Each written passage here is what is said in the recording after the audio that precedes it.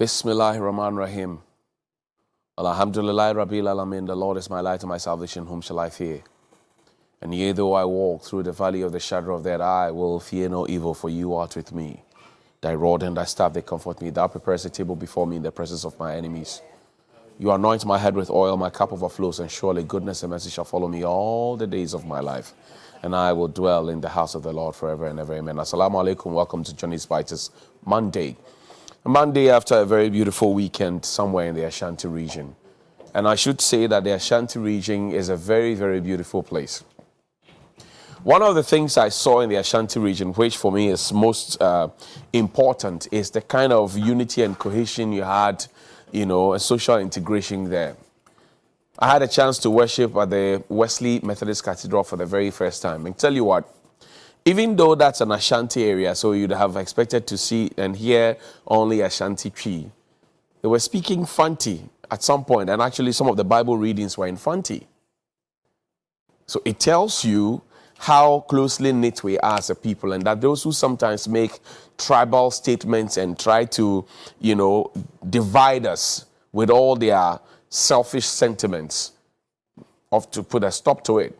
I'm talking about the cathedral of the Methodist Church in the heart of the Ashanti region. And in that church, you heard people speak impeccable Fanti.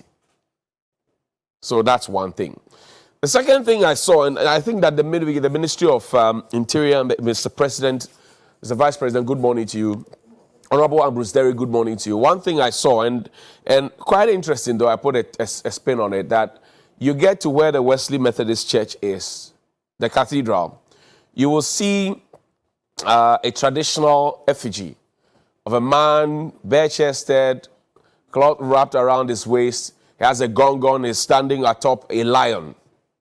That for me represents a traditional and cultural, nuance. And then there's the Wesley Cathedral, and then there's also the central prisons.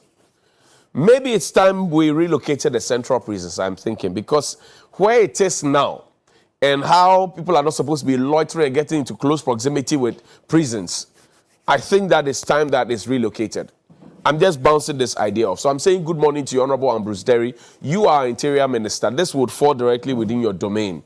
And maybe the National Security Minister, so Honorable Kandapa. But that's what I saw in the Ashanti region. I'm bringing you things I saw in the Ashanti region because I think that beyond saying that, for example, the National Cathedral will provide a hub for tourism, I don't think that we have made enough efforts to celebrate our own selves and to also engage in local or domestic tourism. So I took time off beyond the whatever it is and decided to get into it.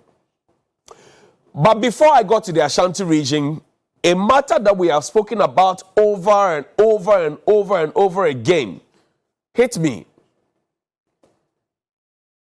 Whose idea is it that you construct beautiful roads in the Ashanti region, beautiful roads in the Eastern region, beautiful roads in Accra, beautiful roads in the Volta region, beautiful roads in the Northern region, and not have street lights on them? Whose idea was that? I'm looking for that person. Is that same person who advised us to construct gutters and not cover them? Whose idea was it to have beautiful roads and not have street lights on them? Whose idea was that? And he showed them the video. Just be showing them the video, how dark it is and how dangerous it is to drive, especially on the Accra-Kumasi highway. And some of the roads are bad. This is the Pokwasi, Hebron, Ayikan, Doblo stretch of it. So right from Accra, you are hit with it. See, beautiful road, oh. No street light. No street lights, beautiful road, and you can drive like this for a very, very, very, very, very long time. Beautiful roads. Beautiful roads, no street lights. So I'm looking for the person who still in the 21st century in Oman, Ghana, awards contracts, negotiates, does everything, supervises it, and doesn't have street lights on them. So everybody is driving with a highlight on, and you can imagine the numbers of people who have died. The statistics are there. Human lives have not just become statistics. People are dying left, right, center. And we come and say, oh, this year, lesser number of people died. As if people are some, chewing gum, forgive my French, that are being sold at Mokola or something like that. So this is my charge to the Minister for Transport and the Minister for Road this morning. How is it that, and this is not just limited to Kumasi, when you're going to Cape Coast, same. When you're going to the Western region, same. When you're going to the Volta region, same. Even close by Ebri, Eastern region, same. You can find some of the places with street light posts mounted, the bulbs are on, but the street light just doesn't work. So I'm looking for the person whose idea was to have roads constructed, beautiful road like this. Very, very beautiful road like this. To whom in Sawam area, nice road, no street light. And then there's the other painful part where you are driving out of a city to connect to another city. And the road is as slender as a beauty queen. You are driving out of a major city, the city of Accra, connecting to the city of the Eastern region. You are going to the city of the Ashanti region, Kumasi, and the road is so slim and slender. That's it. So you start off, you have 2 lanes to yourself. The oncoming vehicles have 2 lanes to themselves. Then it gets to a point you have to be competing for that small stretch without street light. You are competing for that small stretch of road without street light. I'm saying people die here. We know it. We know what the statistics are. In 2021 alone, with over 5,000 accidents cases in 7 months, 2021 alone. 5,000 cases, 7 months, 2021 alone. And people are dying on a daily basis. So now, whether you believe in God or not, when you sit in a public transport, they ask you, see, you tell us in your bonfire. Against your will, sometimes you don't want to pray. But they force you because, and you are forced to pray because you don't know what's going to happen. So yes, we are encouraging people to do domestic tourism. But then we should be able to also fix our roads. Because if I'm a tourist operator or a tour operator and somebody comes to Accra and I have to take the person to Kumasi or to Cape Coast Castle, or I have to take the person to Ho or wherever it is, I have had to contend with a situation like this where the street lights are not functional. In fact, as for this one, there's no street light at all. There are no poles. So I'm looking for the persons whose idea it was to have roads constructed like this and not have street lights. The third issue about this is, look at the median. Overgrown rice farms. Danny, this one is right. They can't see it. Pull up the videos of the day. The ones that are shot in the day. Look at it. Pause, let them see it. Rice farm. Is that what is, because we can't care for this, is that why we are planting stones at the Nkrumah Circle? Because when you get to the Kwame Nkrumah Circle, now we don't have lawns, so we are planting stones. So what is, what do you call it? Parks and gardens and assemblies, what are they doing? And it is a matter that is all over the place. All over. Accra, I think this was in Accra. I shot this in Accra. This is Accra from that Ablekuma stretch connecting to Pokwasi. Beautiful road. Again, look at the median. And the street lights on most of these roads do not just work. So people have become statistics. People are dying. And then there's the unfortunate situation when you leave the Bonsu area connecting to the Kou area, you would find that a lot of trucks get broken down, and then they park right in the middle of the road, and then sometimes they don't even have triangles, and then they go and collect some branches of trees, and then they come and put it on the road. Such a danger. Such a danger. Who's watching? And I'm saying that there's evidence to show that people have died. Oftentimes when we talk about road accidents, the driver was tired, the driver has drunk, blah, blah, blah, whatever it is. But people have died because of this. Now, Danny, put a police vehicle photo for me. Our police are doing very well. This is a police vehicle I captured. GP 4659. GP 4659. Look at the tail light of the police vehicle. It is non-existent. So can you imagine that I am driving and my tail light is not functioning? Does this police car have the moral right to stop me and say, boss, park, your light is not working? Because he himself, his light is not working. But you see, it is not his job to provide these lights. It is not his job. That job is the job of the state.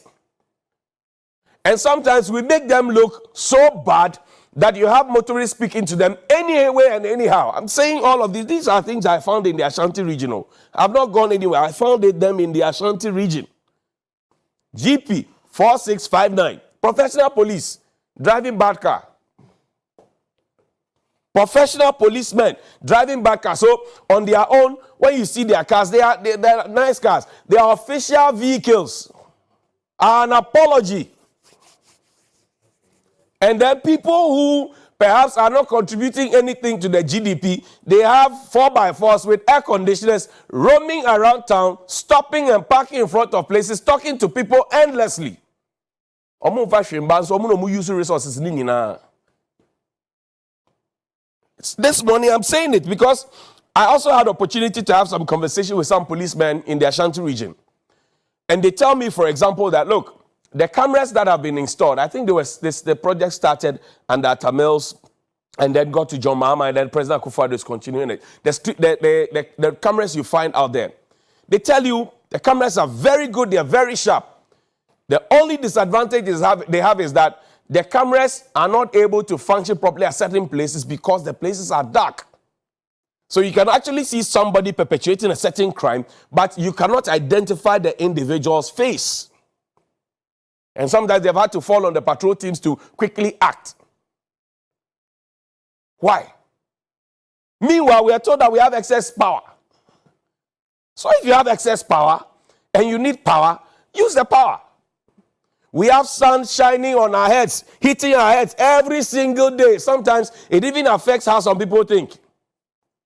The sun is so hot, it cooks brains. And yet we cannot have solar. These cameras that you see, very effective. Very, very effective. But how does... And you remember we asked that question here about 3 years ago. When Vice President Bawumia told us that after the gruesome murder of Chief Inspector Ashilevi, he was Inspector Ashilevi, and then later he was posthumously promoted to the rank of Chief Inspector. Kwabenya, you remember that?